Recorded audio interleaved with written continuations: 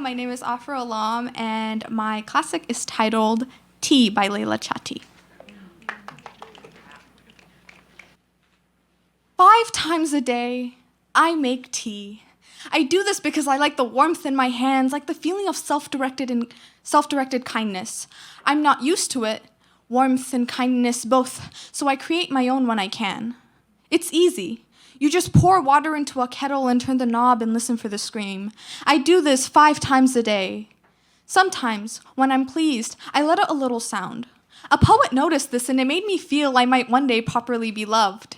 Because no one is here to love me, I make tea for myself and leave the radio playing. I must remind myself I am here, and to do so by noticing myself. My feet are cold inside my socks, they touch the ground, my stomach churns, my heart stutters. In my hands, I hold a warmth I make.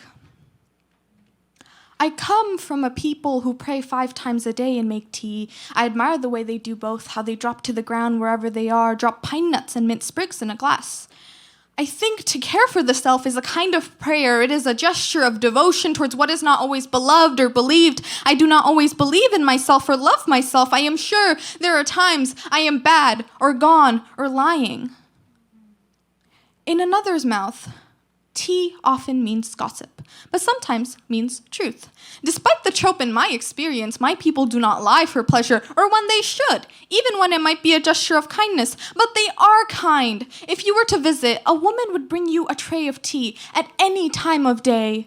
My people love tea so much, it was once considered a sickness. Their colonizers tried, as with any joy, to snuff it out. They feared a love so strong one might sell or kill their other loves for leaves and sugar. Teaism sounds like a kind of faith I'd buy into, a god I wouldn't fear.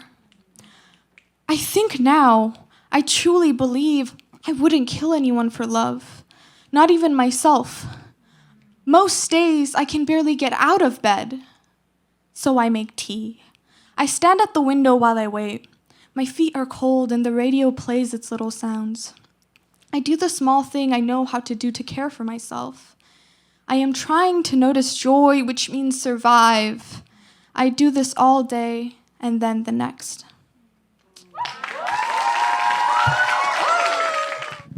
My response poem is titled Chai Tea Latte.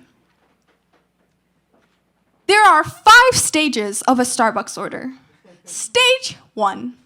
I walk into Starbucks with my wallet in my left pocket, and I order my chai latte in my oh-so-Valley Girl accent.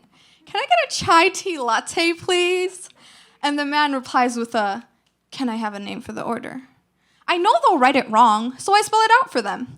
A as in alien, F as in foreign, R as in radical, A as in American, and H as in hijacker. Hopefully they got it right. Stage 2.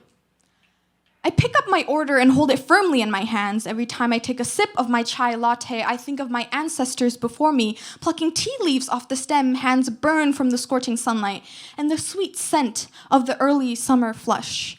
I begin to realize that chai is more than just a simple cup of tea. Its thick, sugary nectar is foundational to the rhythms of daily life, a symbol of hospitality. I begin to realize that my people weren't allowed to sip on the tea they oh so graciously created. Instead, it was consumed by those who colonized them. So I sip on it for them. Stage 3. I rush home and throw the empty Starbucks cup away and grab my kettle and tea leaves from the spice rack. When the world is at odds and my mind is at sea, then I seize the useless tedium and brew myself a fresh cup of chai tea. There is magic in its fragrance, there is solace in its taste, and the sad moments somehow vanish into space. All because I briefly stopped to brew a cup of chai tea. Stage 4. The warmth slips past my eager lips as I inhale its goodness, the hints of cardamom and spices that tickle my senses and allow me to see the truth behind my cup of chai tea. Stage 5. I realize they love the fabrics we wear, the henna stains on my hands, braided hair all twisted and jammed, or my sun-kissed skin. Most importantly, they love chai and the warmth it brings. But they do not love me. They do not want my worries. My discontent is not theirs to claim. The scars of slavery and labor are harbored. The slurs and oppression can stay. And the pain it leaves and the pain it brings of keeping my chai latte culture awake. Woo!